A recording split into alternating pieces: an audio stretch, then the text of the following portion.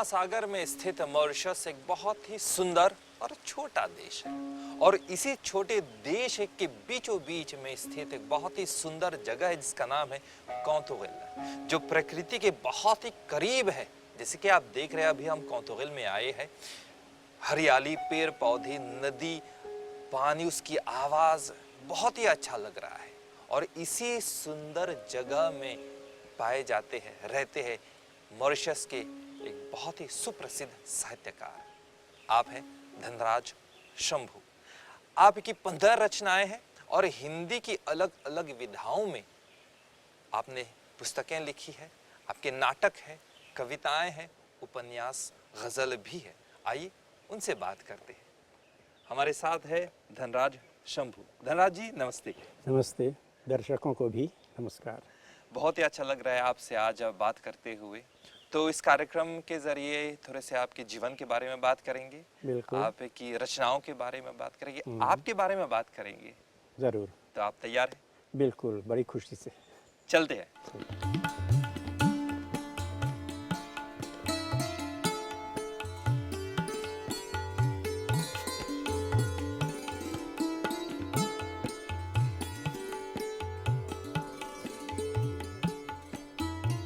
गुरुजी, हमें थोड़ा सा अपने जीवन के बारे में बताइए, अपने लेखन के बारे में बताइए, किस तरह से शुरू हुआ?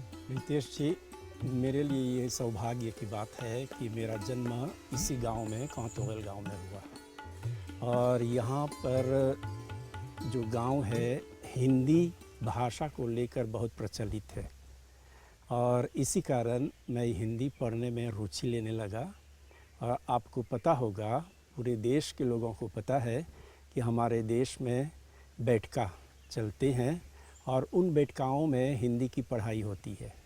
और हिंदी की पढ़ाई करते समय साल के अंत में वार्षिक उत्सव मनाया जाता है।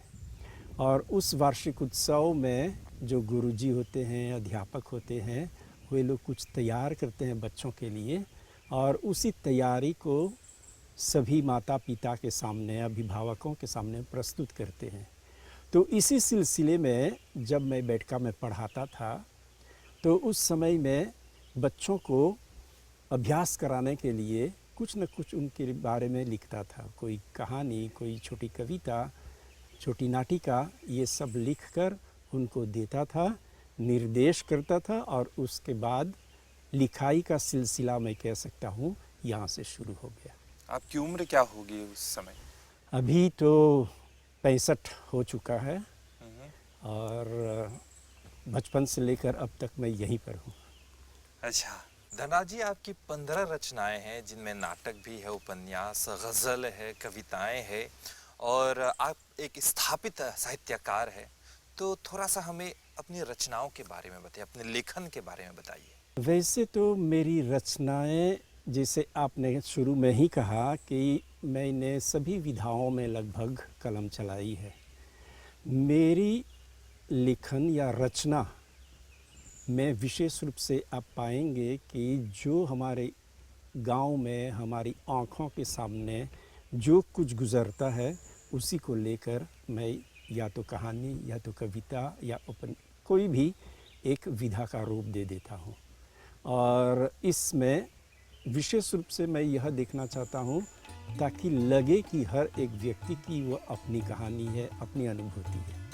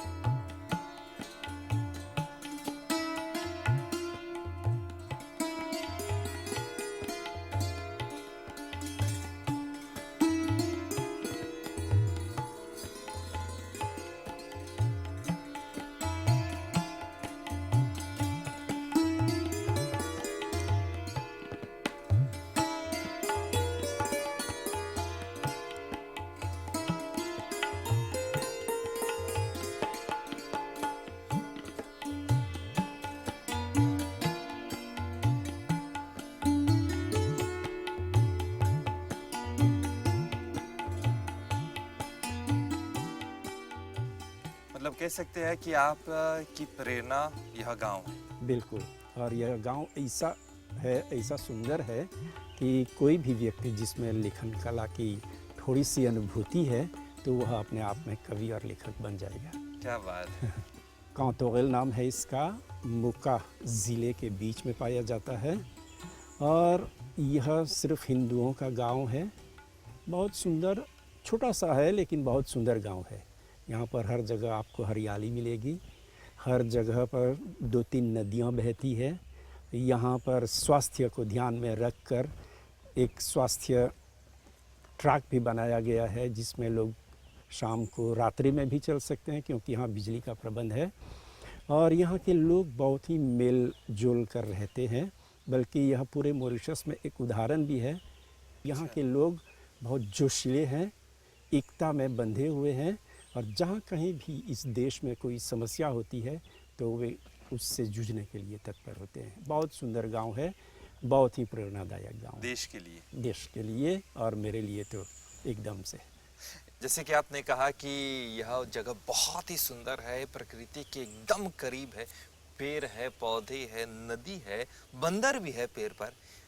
इस सुंदर जगह के बारे में बताइए। अच्छा, यह जगह जो है बहुत ही शांतिमय जगह है।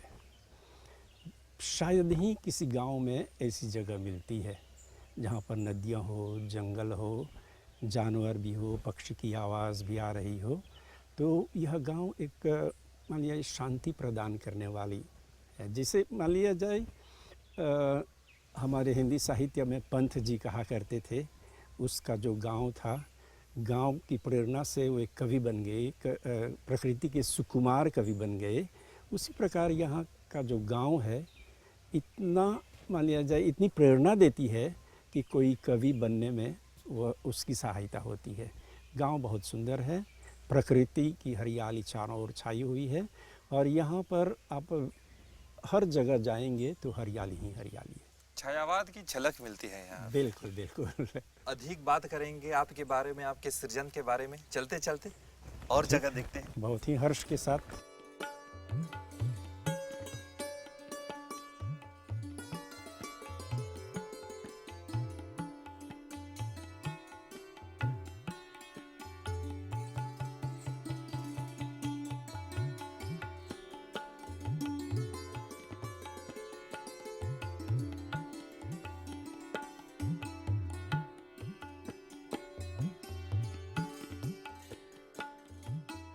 धनराज जी, तो आपके सृजन काल के दौरान आपका सौभाग्य रहा होगा कि अनेक बड़े बड़े मॉरिशसीय हिंदी साहित्यकारों से आपकी मुलाकात हुई होगी। इसके बारे में बताइए। बिल्कुल, यह मेरा सौभाग्य ही मैं समझता हूँ कि अपने कार्यकाल के दौरान काफ़ी लोगों से मेरी मुलाकात हुई। सबसे पहले मैं यह बता दूँ कि मेरा एक मित्र था मुकेश जी बोध, वे अभिमन्यु अनंत जी के पास जाया करते थे और जब मेरी मुलाकात उनसे हुई तो उन्होंने कहा कि चलो हम उनसे मिलते हैं, वे देश के बड़े लेखक हैं। तो हम उनके पास गए और उनसे मुलाकात हुई। फिर उन्होंने कहा कि हमसे मिलने के लिए आप लोग MGI में आ जाएं, महात्मा गांधी संस्थान में। वहाँ पर वे वसंत और रिमझिम, उस समय में रिमझिम नहीं सिर्फ वसंत पत्रिका चलती थी, तो वहाँ पर हमें बुलाया और हम गए। जब वहाँ पर गए तो मेरी मुलाकात अन्य बड़े लेखकों के साथ हुई, जिसमें उस समय संपादक तो अभिमन्यु अनंत जी थे। उनके साथ काम कर रहे थे रामदेव धुरंधर जी, पूजानंद नेमा जी, राजपाल सिंह जी और उसके साथ साथ राजीरामन जी भी आए। तो इन सभी से हमारी मुलाकात हुई।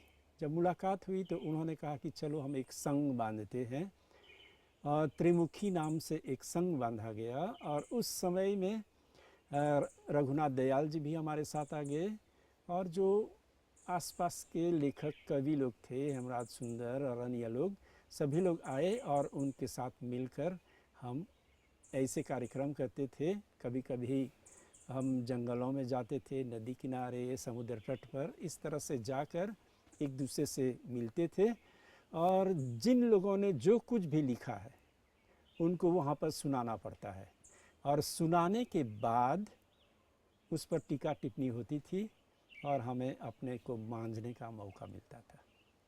अगर ऐसी गतिविधि आज भी होती तो बहुत सारे लेखक हो। बिल्कुल बिल्कुल, मैं देखता हूँ कि दिन प्रतिदिन लेखकों की कमी होती जा रही है।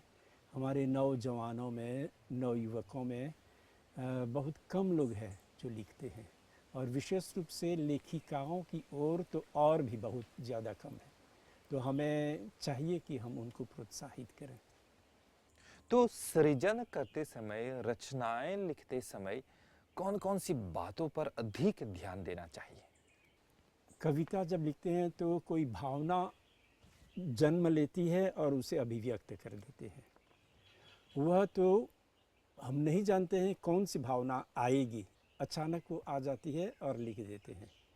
और फिर कहानी जब लिखते हैं तो वो हम किसी व्यक्ति, किसी चरित्र को देखकर उनकी जो घटना होती है उस घटना को लेकर विस्तार करके थोड़ी सी कल्पना डाल के कहानी लिखते हैं। इसी प्रकार नाटक आदि जो कुछ भी लिखी जाती है, जैसे हम बोलते हैं कि साहित्य समाज का दर्पण है, तो जो कुछ हम देखते हैं उसी को लेकर हम साहित्य में पिरोने का प्रयत्न करते हैं। और मेरी रचनाओं में आप पाएंगे कि सभी हमारे आसपास की चीज़ें हैं, आसपास की सामग्री है, जिसमें आप देखेंगे कि कविता हो, गज़ल हो, कहानी हो, नाटक हो, तो उसमें आप पाएंगे व्यक्तिगत है, फिर सामाजिक है, पारिवारिक है और राजनैतिक भी है। तो सभी समग्र रूप से मैंने सभी विधाओं में इन्हीं बातों को, इन्हीं विषयों को लेकर चरितार्थ किया है। लगे हाथ आपकी ही एक कविता हम सुनना चाहेंगे। आपकी आवाज़ में। वैसे तो मुझे याद नहीं होती है, लेकिन फिर भी एक छोटी सी कविता मैं सुनाना चाहता हूँ कि चलो आज एक बार फिर मित्रता का माहौल बनाते हैं। चलो एक बार फिर आज हम मित्रता का माहौल बनाते हैं। इस दुनिया में बहुत सारी ऐसी घटनाएं हैं जिस पर लोग रोज़ रोते हैं, रोज़ जीते हैं, रोज़ मरते हैं। चलो हम एक ऐसी मित्रता का माहौल बनाएं जिससे लोग प्रसन्न रहें, खुश रहें और अपने जीवन को सराहें और कहें कि चलो हमें एक अच्छा जीवन मिला। बहुत बढ़िया, बहुत अच्छा। तो काफ़ी दोस्ती के बारे में काफ़ी अच्छा संदेश दिया आपने, और संस्कृति भी झलकती है। तो एक कविता लिखते समय, कोई भी रचना लिखते समय, क्या ये ज़रूरी है कि रचनाकार जो है उस परिवेश की संस्कृति को उसको जानना चाहिए? जैसे कहा जाता है कि सभी लोग लेखक या कवि नहीं होते, उनके भीतर में वो भावना छिपी रहती है, लेकिन वे उनको अभिव्यक्त नहीं कर पाते हैं। एक कहावत बहुत प्रचलित है, जहाँ न पहुँचे रवि वहाँ पहुँचे कवि। वास्तव में क्या होता है, जो सूर्य की जो प्रकाश है, जो किरणें है, बाहरी तौर पर वो लोगों के पास पहुँच पाती है, लेकिन कवि लेखक की जो दृष्टि होती है इतनी पैनी होती है कि वह आदमी के भीतर उसके हृदय के दुखों को सामने लाने का प्रयत्न करता है। अभिमन्यु अनंत जी की ही रचना को ले लेते हैं, लाल पसीना। शायद ही उन्होंने रक्त नहीं बहाया है, फिर भी उन्होंने लाल पसीना रचना की। इसीलिए मैं कह रहा हूँ कि जो लेखक होते हैं या जो कवि लोग होते हैं, वे लोग जब लिखते हैं तो उस पात्र के भीतर विद्यमान रहते हैं।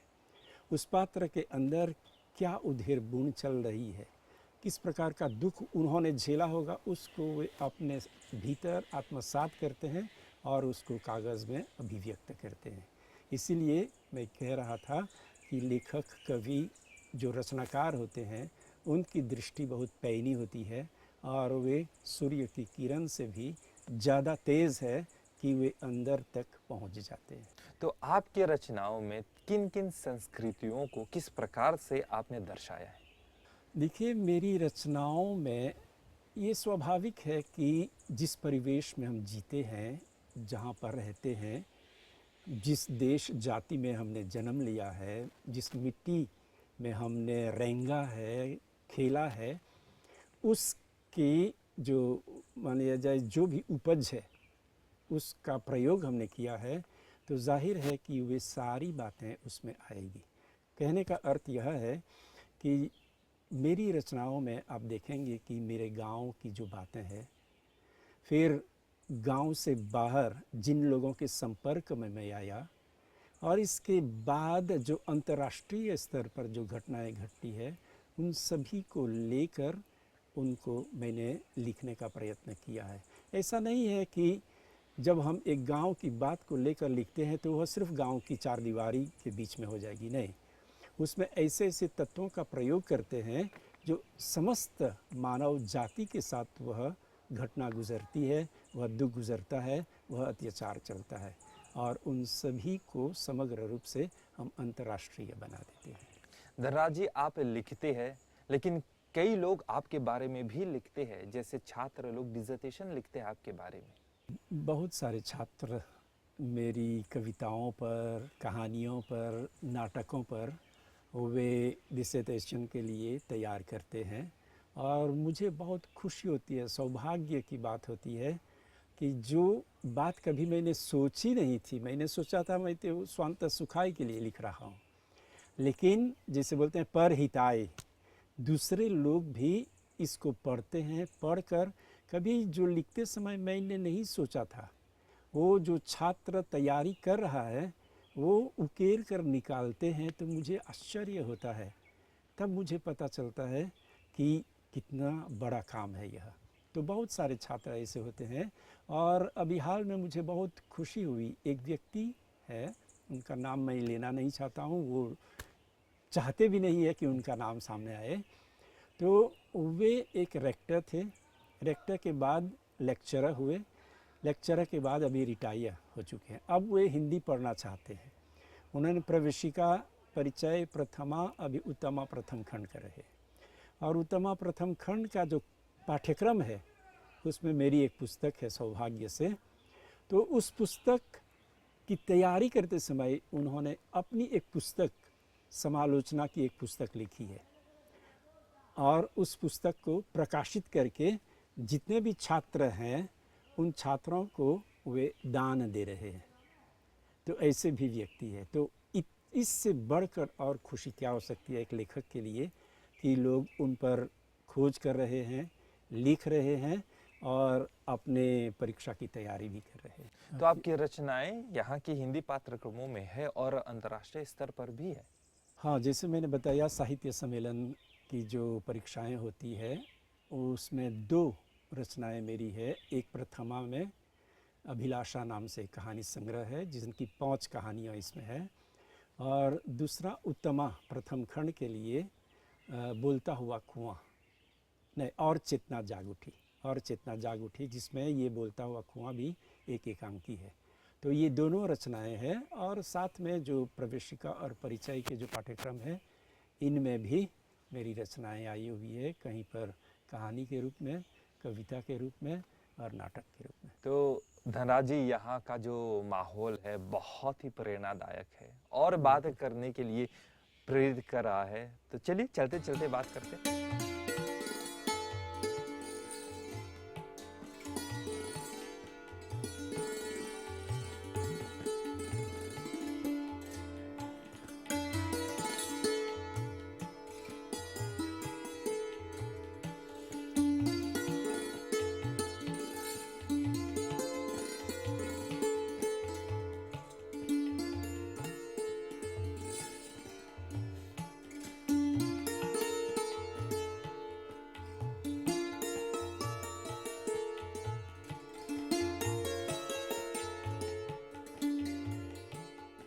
राज जी, चलते चलते थोड़ा सा हम इतिहास में चलते हैं। जरूर आपने इतिहास पढ़ा होगा। तो शुरुआती दौर पर जब मॉरिशस में हिंदी साहित्य का सृजन हो रहा था, तो उस समय के बारे में बताइए। पढ़ने को मिलता है कि हिंदी पत्रकारिताओं में सबसे पहला नाम आता है हिंदुस्तानी। बिल्कुल, इसके बारे में थोड़ा सा हमें बताइए। हाँ, वैसे तो जहाँ तक मैंने पढ़ा है कि जब हमारे पूर्वज लोग यहाँ पर आए हुए थे और उन पर अत्याचार बहुत हो रहा था, तो एक समय ऐसा था कि मनीला डॉक्टर जी यहाँ पर आए। ये महात्मा गांधी जी के कहने पर उन्होंने कहा कि जाकर देखें मॉरिशस में हमारे लोग बहुत दुख सह रहे हैं, और उसे देखने के लिए, क्योंकि वे भी एक वकील थे और उनको उनका हक दिलाने के लिए वे मॉरिशस में आए। और यहाँ पर आकर सचमुच ही उन्होंने देखा कि हमारे जो भारतीय, हमारे जो पूर्वज हैं, किस प्रकार से दुख सह रहे हैं। और अब मानिए गोरे मालिकों से बात करने के लिए वे कैसे करेंगे, तो इसलिए उन्होंने एक पत्र को जन्म दिया और उस पत्र का नाम उन्होंने द हिंदुस्तानी रखा। शुरू में वह पत्र उन्होंने अंग्रेज़ी और गुजराती में निकाला, फिर बाद में उसे हिंदी और अंग्रेज़ी में निकालना शुरू किया। तो कह सकते हैं कि 1909 में द हिंदुस्तानी पत्रिका निकला और उसके बाद अन्य पत्रिकाओं का जन्म कह सकते हैं होने लगा। लेकिन उसमें उन्होंने वही मांग की जो हमारे मज़दूरों के लिए आवश्यक थी उस समय। ये वैसे तो द हिंदुस्तानी के बाद कई पत्रिकाएं आए बीच में, और बीच में ही वो समाप्त हो गई। लेकिन आर्य पत्रिका जो शुरू में जागृति नाम से प्रकाशित हुई और उसके बाद अभी चलकर आर्योदय हो गया। इसी प्रकार अन्य छोटी छोटी संस्थाओं ने भी कुछ पत्रिकाओं का प्रकाशन शुरू किया। उसी में से एक दुर्गा पत्रिका भी है। अच्छा। दुर्गा पत्रिका शुरू में, आप तो हिंदी प्रचार सभा के बारे में जानते हैं, शुरू में वह तो तिलक विद्यालय से 1926 में उसकी स्थापना हुई थी और वह एक कन्या पाठशाला वहाँ पर चलाते थे जो पूरे दिन में कन्याओं को पढ़ाया जाता था, जबकि उस समय में ये सब मना था। और उसके बाद 1935 में हिंदी प्रचार सभा नाम से पंजीकृत हो गई और तब से उन्होंने 1935 से दुर्गा हस्तलिखित पत्रिका चलाना शुरू किया। और दुर्गा पत्रिका 1935 से लेकर 1938 तक चलती रही। और बहुत ही मज़ेदार और मार्के की बात यह है कि उस पत्रिका को लोग हाथ से लिखते थे, सभी लेखों को जमा करते थे और हाथ से सीने के बाद वे लोगों तक पहुंचाते थे। और उनमें यह भी एक नियम था कि अगर वे लोग पढ़ लेंगे तो 15 दिनों के बाद उनको सभा में वापस कर देना है ताकि दूसरे लोग लेकर पढ़ सकें। आज भी हम देखेंगे कि वो हस्तलिखित पत्रिका जो है हिंदी प्रचार सभा में विद्यमान है और उसका जो मौलिक रूप है। और अभी हाल में जब विश्व हिंदी सम्मेलन हुआ था तो उस समय में भारत सरकार ने उसको 3 भागों में प्रकाशित करके सभी जगहों पर, मैं कह सकता हूँ कि पूरे विश्व में उसका वितरण किया। तो इस तरह से पत्रिका का जन्म हुआ। तो आपने बताया कि हस्तलिखित दुर्गा पत्रिका हुआ करती थी, तो ये हस्तलिखित के पीछे कारण क्या है? उस समय में प्रकाशन की असुविधा थी और दूसरी बात यह थी कि वे लोग बड़े मालिकों से लड़ रहे थे। यहाँ तक कि लोग लिखना भी नहीं चाहते थे, डर डर कर लिखते थे। आप पाएंगे कि जो दुर्गा पत्रिका है उसमें किसी भी लेखक, कवि या संपादक का नाम असली नाम नहीं है, मौलिक नाम नहीं है। सभी लोगों ने एक पेन नेम से लिखा है, किसी ने व्यास, किसी ने ज्वालामुखी, छद्म नाम से उन्होंने लिखा है। और यही कारण है कि जो हस्तलिखित दुर्गा पत्रिका है उन्होंने हाथ से लिखकर और उसे जमा करके, संग्रहित करके लोगों तक पहुंचाने का प्रयास किया। और उस समय में ये भी सुविधा नहीं थी कि मान लीजिए दूसरे देशों से संपर्क करें, क्योंकि हवाई जहाज़ तो थे नहीं और जल जहाज़ से बहुत समय लगता और फिर गोरे मालिकों की ओर से गुजर कर वहाँ तक जाना उनके लिए नामुमकिन था, इसलिए उन्होंने हाथ से लिखा। तो और बात करेंगे धनराज जी चलते चलते। हाँ बिल्कुल, आइए।